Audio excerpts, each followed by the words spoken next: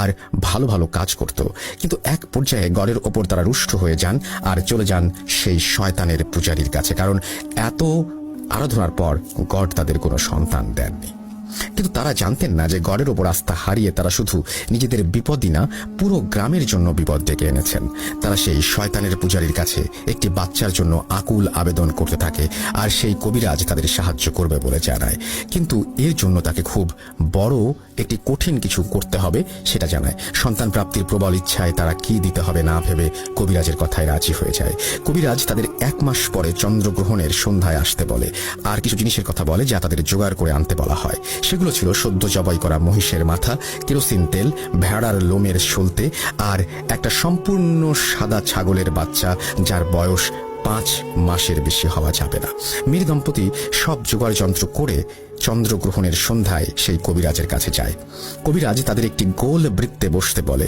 তারা বৃত্তে বসার পরে কবিরাজ সেই মহিষের মাথা কেরোসিন তেলে ডুবিয়ে রাখে, আর কিছুক্ষণ পর সেটি তুলে বৃত্তের মাঝে ভেড়ার লোমের সলতে দিয়ে মুড়িয়ে সেখানে আগুন ধরিয়ে দেয়। এরপর কিছু রিচুয়াল করে সেই সাদা ছাগলটিকে স্যাক্রিফাইস করে। 2টা মাটির পেয়ালায় রক্ত রেখে সেই আগুন থেকে কিছুটা ছাই তুলে পেয়ালায় মিশিয়ে খেতে বলে।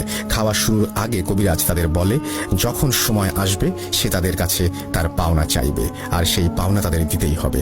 কিসের পাওনা জিজ্ঞেস করলে কবিরাজ বলেন তাদের সন্তান হবে কবিরাজের রিচুয়ালের মাধ্যমে, তাই তার পেমেন্ট হিসেবে তাকে কিছু দিতে হবে, কিন্তু কি দিতে হবে সেটি নাকি কবিরাজ সময় এলেই চাইবে। মীর দম্পতি রাজি হলে তাদের রক্ত খাওয়ানোর পরে কবিরাজ বলে আজ ভোর রাতে তাদের বাসার পেছনের জমিতে একটি পাখি মরে থাকবে, তারা যেন সেটিকে নিয়ে এসে ভালোভাবে রান্না করে সেটি দুজন মিলে খায়। তারা সম্মতি জানিয়ে চলে যায় সেদিনের মতো। এরপর 1 মাস কেটে যায়। একদিন মেরি ফ্যামিলির বাসা থেকে আমাদের বাসায় মিষ্টি আসে। এত জলদি ফল পেয়ে খুশিতে তারা যেন আত্মহারা হয়ে গিয়েছিল। দেখতে দেখতে দিন চলে যায়, আর মেরি ফ্যামিলির ঘর আলো করে একটি মেয়ে সন্তানের জন্ম হয়। মেয়েটার নাম তারা মারিয়া রাখে। মেয়েটি জন্মের পর তার বাম কাঁধে একটি জন্ম দাগ দেখতে পায় তারা, যা ছিল একটি অর্ধচন্দ্রাকৃতি। আস্তে আস্তে 7 বছর কেটে যায়। মারিয়াও বড় হতে থাকে, আর মারিয়ার বাবা মা সেই কবিরাজের কথা ভুলে যায়। কিন্তু মারিয়ার 7 বছর পূর্ণ হবার পর মারিয়ার মাঝে কিছু পরিবর্তন লক্ষ্য করা যায়। সেগুলো হচ্ছে খুব রাতে সে একা বাইরে বেরিয়ে যেত, রুমে কারোর সাথে কথা বলতো না, আর একা খেলতো। তার মা বাবা এটা দেখে তাকে জিজ্ঞেস করে যে সে কার সাথে কথা বলে। মারিয়া নাকি তখন খুব ভায়োলেন্ট হয়ে যেত আর চিৎকার করে ঘরের জিনিসপত্র ভাঙচুর করত। মারিয়া এছাড়াও সন্ধেবেলা নাকি সেই কবিরাজের বাড়িতে চলে যেত। মারিয়ার ভেতর কোনো সমস্যা আছে এই ভেবে মারিয়ার মা বাবা তাকে সেই কবিরাজের কাছে নিয়ে যায়, আর কবিরাজ তাদের যা বলে সেটি শুনে মেরি দম্পতির হুঁশ উড়ে গিয়েছিল।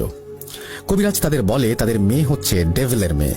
মেয়ের কাঁধে যে বার্থ মার্ক ছিল সেটি নাকি ডেভিলের মার্ক, আর সে নাকি ডেভিলের বংশধর। কবিরাজ তাদের আরও জানায় সে বহু সাধনা করে ঈশ্বরের ভক্ত কোনো দম্পতি খুঁজছিল যারা ঈশ্বরকে ত্যাগ করে শয়তানের সান্নিধ্যে আসবে, আর তাদের সাথে রিচুয়াল করে সেই কবিরাজ একটি ডেভিলের বংশধর বানাবে আর তাকে দিয়ে সে কাজ করাবে। কবিরাজ এরপর তাকে বলে যে মারিয়ার বয়স 15 বছর হলে ম্যারি দম্পতি যেন মারিয়াকে তার কাছে নিয়ে যায়। 15 বছর সন্তান প্রাপ্তির আনন্দ দান করায় এটাই ছিল নাকি কবিরাজের পেমেন্ট। এই কথা শুনে মেরি দম্পতি প্রচন্ড রেগে যায়, আর সেই কবিরাজকে গ্রাম থেকে বের করে দেওয়ার হুমকি দেয়। আর তারা এও জানায় মারিয়াকে তারা কবিরাজের কাছে কিছুতেই দিয়ে আসবে না। কবিরাজ এই কথা শুনে রেগে যায় আর তাদের বংশ শেষ করে দেবে বলে হুমকি দেয়। কথা কাটাকাটির এক পর্যায়ে মেরি দম্পতি সেখান থেকে চলে আসেন, আর ঈশ্বর বিমুখিতার জন্য চার্চে এসে মাফ চায়, আর চার্চের ফাদারের কাছে কনফেস করে তাদের পাপের কথা। চার্চের ফাদার সব শুনে আরও কয়েকজন ফাদারের সাথে পরামর্শ করেন, যাদের মধ্যে আমার দাদুও ছিলেন। তারা মারিয়াকে দেখবে আর সেই শয়তানের ছায়াতল থেকে তাকে বাঁচাবে বলে ঠিক করে। যত যাই হোক, সে তো মানুষের সন্তান, মানুষেরই জীবন তার ভেতর। শয়তানের কাছ থেকে গডের চাইল্ডকে তারা রক্ষা করতে নিজেদের সমস্ত অভিজ্ঞতা ঢেলে দিতে প্রস্তুত হয়ে যায়। অবশেষে 2 দিন পর আমার দাদু আমার বাবা মেরি দম্পতির বাসায় যান মারিয়ার কন্ডিশন বুঝতে। আমার বাবা আর দাদু ফিরে এসে সেই বাসার কথা আলাপ করছিলেন, আর আমি তখন ওনাদের কথা শুনি। ওনাদের বর্ণনা মতে মারিয়াদের বাসা ছিল মাটির তৈরি, ভেতরে 3টা ঘর, একটা মেরি দম্পতির ঘর, একটি মারিয়ার ঘর, আর একটি মারিয়ার প্রয়াত দাদা দাদির ঘর। সেখানে সামনে ছিল গোয়াল ঘর আর উঠোন এবং রান্নাঘর। মারিয়ার বাসায় ঈশ্বরের আরাধনার কোনো জিনিস ছিল না। সন্ধ্যা হবার ফলে ঘরের ভেতরে কুপিবাতি জ্বলছিল, আর তার আলোতে পরিবেশটা যেন কেমন থমথমে আর ভয়ঙ্কর লাগছিল। বাসায় গডের কোনো বই আর কিছু জিনিস নেই কেন জিজ্ঞেস করলে মেরি দম্পতি মাথা নিচু করে থাকে, কিছু বলতে পারে না। তারা মারিয়ার মা বাবার সাথে কথা বলে সবকিছু আরো একবার শুনে মারিয়ার রুমে ওকে দেখতে যাবে বলে জানায়। মারিয়ার ঘরের কুপিবাতিটা খুব মিটমিট করে জ্বলছিল, কিন্তু মারিয়াকে ভালোভাবে দেখা যাচ্ছিল না। মারিয়া তাদের দেখে এমন কর্কশ একটা হাসি দেয় যে আসলে উপস্থিত সবার নাকি বুকের রক্ত পানি হয়ে গিয়েছিল। তারা মারিয়ার সাথে কথা বলতে গেলে মারিয়া ভয়েস শুনে তারা অবাক হয়ে যায়। মারিয়া বলছিল তাদের সেখান থেকে চলে যেতে, কিন্তু আমার দাদু তার গায়ে পবিত্র পানি ছেটাতেই নাকি আমার দাদুর ওপর ঝাঁপিয়ে পড়ে। সে বলে, তোকেরা সাবধান করেছিলাম, আসিস না, কেন আসছিস? এবার তোরা সবাই মরবি। এই বলে মারিয়া নিজের মাঝে ফিরে আসে আর আমার দাদুর কথা শুনে ওনাকে চিনতে পেরে তাকে জিজ্ঞেস করে তারা এখানে কেন। আমার দাদু নাকি শুধু হেসে বলেছিলেন, তোমাদের জন্য প্রে করতে এসেছিলাম মা। এই বলে আমার দাদু আর বাকি সবাই চলে আসেন। রাস্তায় আসতে আসতে আমার দাদু ভাবছিলেন যে তাকে কখন সাবধান করলো ডেভিল। ভাবতে ভাবতে আমার দাদুর গতরাতে দেখা স্বপ্নের কথা মনে পড়ে যায়। উনি স্বপ্ন দেখেছিলেন যে কোন একটা কালো অবয়ব, যার মাথা হচ্ছে মহিষের মতো আর শরীরটা ছাগলের মতো, সেই অবয়ব তাকে শুধু একটা কথাই বলছে, সেটি হচ্ছে ডেথ। দাদু তখন এই স্বপ্নের অর্থ কি না জানায় স্বপ্নটাকে আমলে নেননি। এরপর উনি চার্চের ফাদারদের সাথে কথা বলেন আর জানতে চান এই অবয়ব আর ডেথের অর্থ কি।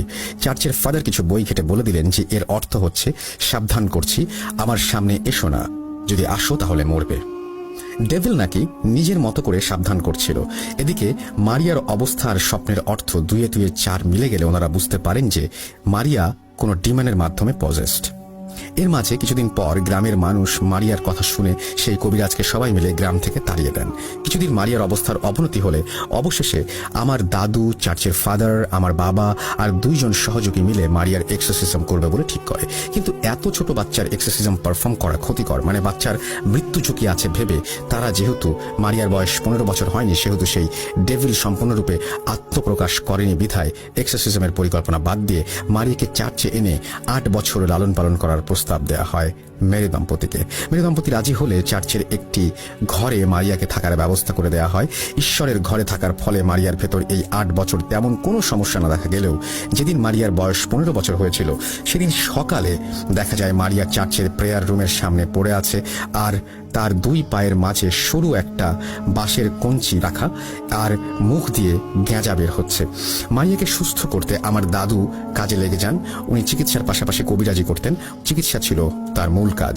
এদিকে মারিয়ার বয়স 15 বছর হবার দিন সেই কবিরাজ কোথা থেকে যেন মেরি দম্পতির বাসায় ফিরে আসে আর মারিয়াকে সে চাইতে থাকে।